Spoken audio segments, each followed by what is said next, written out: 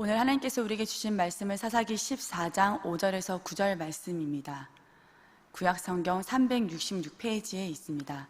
사사기 4장 5절에서 9절 말씀입니다.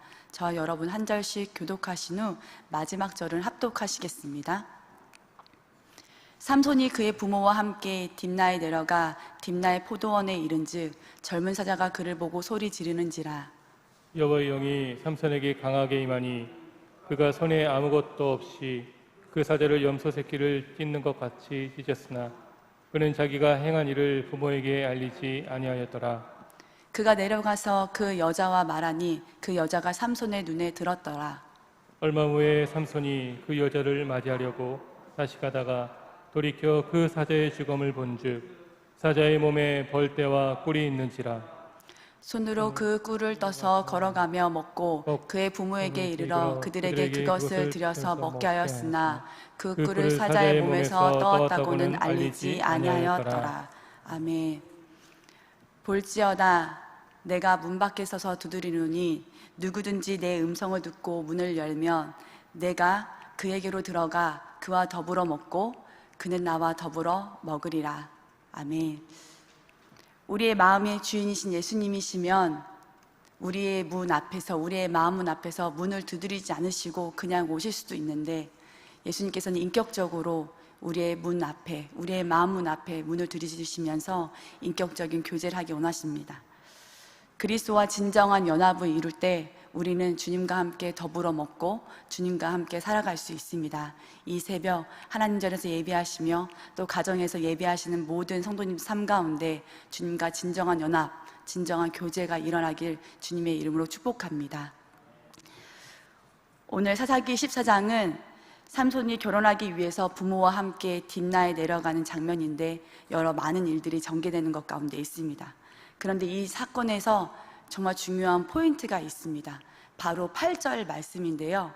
사자의 죽음을 본즉 사자의 몸에 있는 그 벌떼와 꿀이 있다라는 것을 얘기하고 있는 것입니다.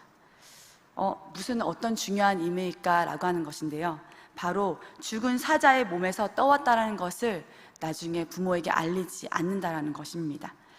본문에서 왜 삼손이 나중에 더 타락하고 또 힘들게 하나님의 구별된 사람으로 처음부터 나시린으로 나왔지만은 마지막에는 두 눈이 뽑히고 좀 힘든 삶을 살아가고 있는 또 그 모든 죄의 원인들을 밝히는 중요한 포인트이기 때문입니다. 오늘 사사기의 말씀을 통해서 타락의 길을 가지 않기 위해서 우리가 어떻게 해야 되는지를 함께 말씀을 나누고자 합니다. 첫 번째는 우리는 아무도 보는 이 없을 때가 중요합니다. 삼손이 나시린이기 때문에 민수기 6장 2절에서는 중요한 세 가지 얘기를 하고 있습니다. 그럼 3절에서는 절대로 독주와 포도주를 마시지 말라라고 얘기합니다. 그리고 5절에서는 머리에 삭도를 절대로 대지 말라라고 합니다. 그리고 6절에서는 시체를 가까이 하지 말 것을 말씀하고 있습니다. 당연히 가까이 하지 말라라는 것은 만지지도 말라라는 말씀도 있다는 것입니다. 그런데 본문에서는 삼손에게 치명적인 문제가 바로 9절에서 사자의 몸, 그것도 죽은 주검의 몸에서 그 꿀을 떠왔다라는 것을 부모에게 알리지 아니하는 죄를 범하게 됩니다. 시체를 만진 것을 얘기하지 않았다라는 겁니다. 달콤한 꿀을 먹고 싶으니까 먹은 것이다. 사실 이것이 삼손에게는 참 나쁜 죄에 모습이었다라는 것입니다. 옳지 않다라는 것을 알고 있으면서도 한 것이기 때문입니다. 우리가 신앙생활을 하는 우리의 가장 두려워할 모습이 바로 본문의 말씀이지 않을까라는 생각합니다. 삼손의 행동을 우리도 자연스럽게 할 수 있다라는 것입니다. 본능적으로 죄를 짓는 본성이 우리 가운데 있습니다. 저만 보더라도 어저께 저희 집 앞에 누군가 예약해 놓은 택시가 서 있었습니다. 제 차를 빼야 하는데 그 택시 때문에 차를 못 빼고 기다리고 있었습니다. 이제 예약한 사람이 내려와서 택시를 타고 가는데 저희 집이 오르막이니까 이 오르막을 후진으로 내려가는데 정말 늦게 내려가는 것이죠. 너무 늦게 빼는 것 같아서 빵 하고 클락션을 울리고 싶었지만 제가 오늘 이 설교를 준비하면서 일부러 크락션을 울리지 않았습니다. 아니었으면, 제가 오늘 이 설교를 준비하지 않았으면 무의식적으로 제가 크락션을 울렸을 겁니다. 빨리 좀 내려가세요. 제가 지금 출근을 해야 되거든요. 이렇게 마음으로 얘기를 하면서요. 그런데 제가 만약에 교회 주차장에서 성도님이 차를 빼시는데 늦게 빼신다고 해서 제가 크락션을 울리겠습니까? 절대 안 누르죠. 교회 직원이기도 하고 직분 전도사로서 그렇게 하면 안 된다는 걸 저희가 알고 있기 때문입니다. 성도님이 계시는 곳에서는 크락션을 안 울리고, 성도님이 안 계실 때 크락션을 울리는 것, 이것이 바로 저의 본성의 죄의 모습입니다. 그런데 하나님은 이런 본성의 죄를 싫어하신다라고 말씀하고 있습니다. 마태복음 23장 27절에서는요, 회칠한 무덤과 같다라고 얘기합니다. 겉으로는 아름다워 보이지만 그 안에 죽은 사람의 뼈와 모든 더러운 것이 있는 사람의 본성을 얘기하고 있다는 겁니다. 디모데후서에서는 또 이렇게 얘기합니다. 경건의 모양은 있으나 경건의 능력을 부인하니 이 같은 자에게서 내가 돌아서라 라고 합니다. 경건의 능력이 없는 모습. 윌로우 크릭 교회 빌 하이벨스 목사님은 책을 냈는데요, 그 책의 제목이 이것을 딱 얘기해 주는 것 같은 제목이었습니다. 뭐냐면 아무도 보는 이 없을 때 당신은 누구인가입니다. 모든 사람이 집중될 때 모습은 우리 자신의 모습이 아닙니다. 진짜 나의 모습은 내 아내, 내 남편, 내 아이들이 보고 있고요, 아니 가족도 보지 못하는 혼자 있을 때의 모습이 진짜 나의 모습이라는 것입니다. 아무도 보는 이 없을 때 당신은 누구인가, 이것이 바로 나의 모습이라는 겁니다. 아무도 보는 이 없을 때 삼손은 시체를 만져서 꿀을 먹는 그 모습, 그리고 부모에게 그것을 갖다 주는 모습, 우리는 그 모습의 태도를 날마다 죽이지 않으면 안 된다는 것입니다. 내 안에 부끄러운, 습관적으로 하고 있는 그 모습, 꿀을 떠먹는 것이 부끄러운 줄 알고 있는 그 죄악들이지만 숨겨놓은 그 모습, 그것이 바로 우리 안에서 있다라는 것입니다. 이런 모습들이 바로 십자가 안에서 나를 죽이고 내 안에 예수 그리스도가 사는 은혜를 저와 여러분들이 누리시기를 간절히 소망합니다. 두 번째는 돌이킬 수 있는 것이 바로 축복입니다. 오늘 본문에서 삼손은 부모님을 깜짝같이 속였습니다. 이것이 바로 화근입니다. 사사기에서 삼손과 등장하는 것이 원수의 나라, 바로 블레셋입니다. 블레셋 여인에게 마음이 뺏겨서 미숙함이 시작되고 있습니다.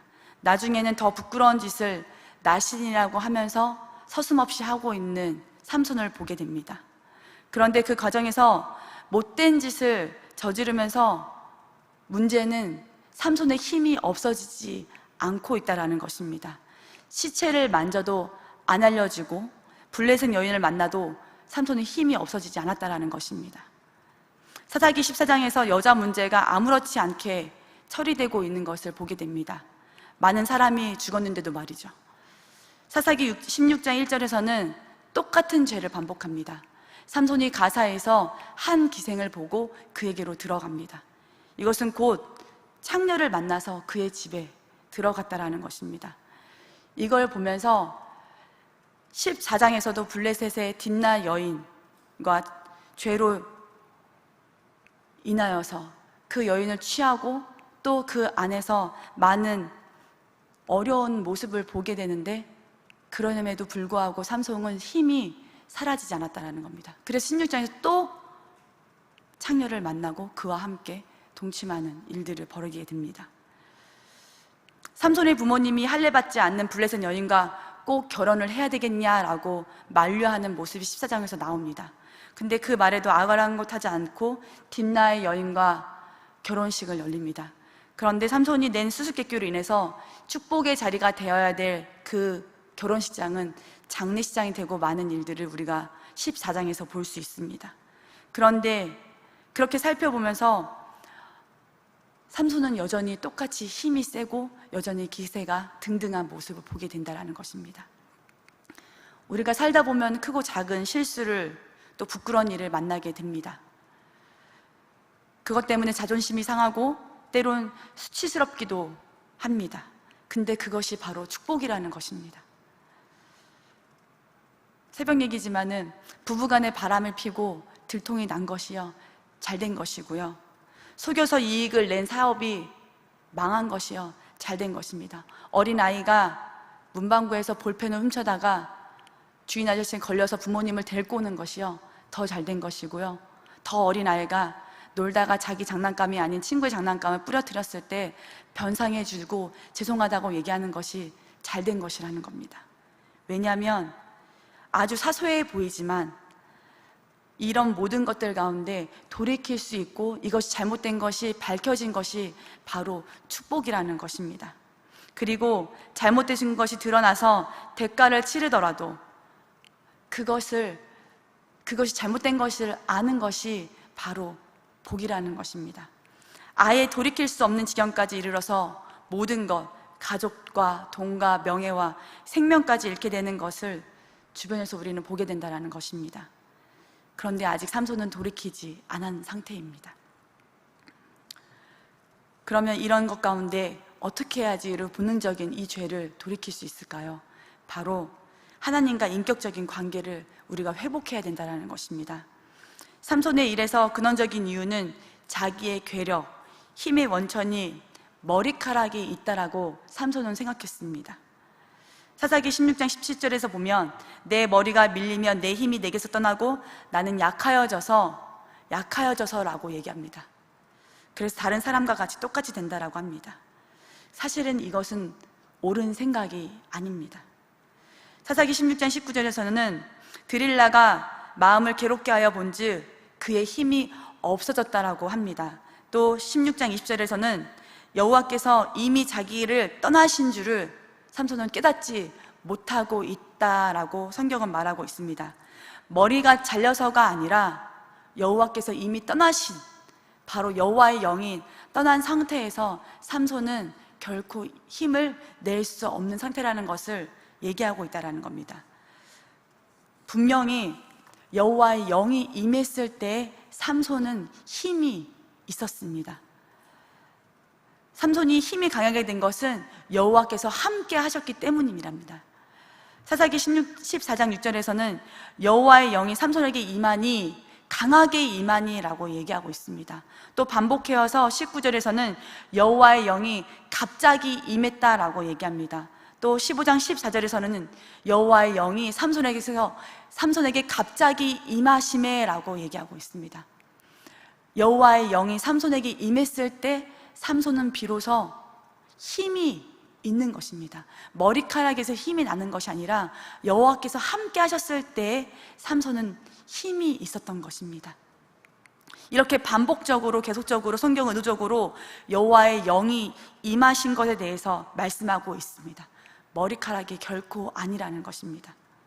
그런데 삼손은 자신의 힘이 머리카락에서 나오고 있다라고 얘기하고 있다는 겁니다. 바로 우리도 똑같습니다. 나의 실력, 나의 재력, 나의 건강 때문에 내가 할 수 있었다라고 얘기하는 것입니다. 여호와께서 함께 하셨기 때문에 우리의 삶이 또한 내가 하고 있는 모든 것들이 가능한 것을 믿으시길 주님의 이름으로 축복합니다. 머리카락을 지키는 것이 목숨을 걸고 지키는 것, 그것이 바로 삼손이 범했던 실수였습니다. 지금까지 내 삶 가운데 여호와께서 함께 하셨기 때문에 내가 은혜로 살아갈 수 있었지라고 생각해야 된다는 것입니다. 성령이 나와 함께 하심으로 나에게 허락하신 은혜가 작든지 크든지 잊으면 안 된다는 것입니다. 자격 없는 나에게 주어져 있는 그 모든 것이 전적인 하나님의 은혜라는 것입니다. 삼손처럼 타락하지 않으려고 하기 위해서 나신으로서 지켜야 될 한 가지, 두 가지, 세 가지, 이것을 지키는 것이 중요한 것이 아니라 머리가 안 잘리기 위해서 내가 살아가야지, 내 힘을 지켜야지라고 하는 것이 아니라 나와 함께 하시는 그 여호와의 영이 내 안에 가득하고 있을 때 나는 비로소 정말 내가 되는 것이고, 하나님이 나와 함께 하셨을 때 내가 비로소 정말 내가 된다는 것을 잊어서는 결코 안 될 것입니다. 하나님 앞에 주를 갈망하면서 내 육체가 주를 앙모하는지 아니면 식어져 있는지, 내가 주님과 교제하고 있는지, 깊은 교제 가운데 내가 들어가려고 시간을 내고 거룩한 자리 가운데 있는지 나 자신을 살펴보아야 된다는 것입니다. 바라고 소망하기로는 저와 여러분들이 주님과 인격적으로 깊은 교제의 그 시간들, 또 그 자리를 사모하시길 주님의 이름으로 축복합니다. 말씀을 맺도록 하겠습니다. 사사기 14장 1절에서는 삼손이 딥나에 내려가서 거기서 블레셋 사람의 딸들 중에 한 여자를 보고 이렇게 얘기하고 있습니다. 전 여기서 영적인 의미가 있다고 생각합니다. 내려가서, 바로 이 단어입니다. 영적인 나의 상태가 내려가 있다는 것입니다. 하나님을 바라봐야 하는데 하나님을 바라보지 못하고 내 육신에 취해 있는 모습. 하나님은 삼손의 지금 영적인 상태를 이렇게 얘기하고 있습니다. 하나님 앞에 정말 깨어 있다면은 반복적으로 실수할 수 없게 된다는 것입니다. 영적인 상태가 내려가 있기 때문에 삼손은 실수했습니다. 그리고 딥나까지 내려가고 또 창녀에게 들어가는 실수를 범했습니다. 베드로전서 5장 8절에서는 이렇게 얘기하고 있습니다. 근신하라, 깨어라, 너의 대적 마귀가 우는 사자와 같이 두루 다니며 삼킬 자를 찾나니. 삼손은 자기 앞에 있는 사자를 잡아 죽이고 그 시체를 만지는 실수를 범했습니다. 그런데 사실은 이것은 그냥 실수가 아니었다는 것입니다. 하나님의 경고를 무시하고 자신의 힘을, 자신이 원하는 육체적인 것, 정욕 가운데 행했다라는 것입니다. 우리는 하나님이 주신 경고를 무시할 때 대적 마귀는 틈을 놓치지 않고 우리를 하나님이 원하시는 방법이 아닌 대적 마귀가 원하는 방법으로, 대적 마귀가 이기는 길로 빠지게 할 것입니다. 예수님과 진정한 연합이 있을 때 우리는 실수를 죽이게 되고 주님이 원하시는 모습을, 또 주님이 인도하시는 길을 가게 될 것입니다. 바라고 소망하기로는 하나님 앞에 실수를 줄이고 나의 본능적인 죄된 모습을 줄이고 주님과 깊은 교제 가운데 볼지어다 내가 문 밖에 서서 두드리고 계시는 주님의 앞에 우리가 반응하시고 그리스도와 진정한 연합 가운데 주님과 먹고 마시는 깊은 교제 가운데 나아가시는 성도님들의 삶이 되기를 간절히 소망합니다. 이 시간에 기도하실 때 주님, 우리의 영적인 상태가 내려가지 않고 성령님이 나와 동행하시는 그 은혜를 맛보기 원합니다. 실수하더라도 돌이킬 수 있는 그 시간에 그 축복이 있다는 것을, 또 그것이 바로 축복이라는 것을 깨닫게 하여 주시고 좁은 길, 예수님이 원하시는 길을 택하는 그 십자가의 길을 택하는 제가 되게 하여 주시다, 제가 되게 해달라고, 또한 오늘 드려지는 모든 예배 가운데 하나님과 깊이 있게 만나게 하여 주시고 추석 연휴 가운데 우리의 영육이 하나님 앞에 강건하게 지켜지는 은혜가 있게 해달라고 이 시간에 주여 한번 부르시고 기도하시겠습니다. 주여, 사랑이 나는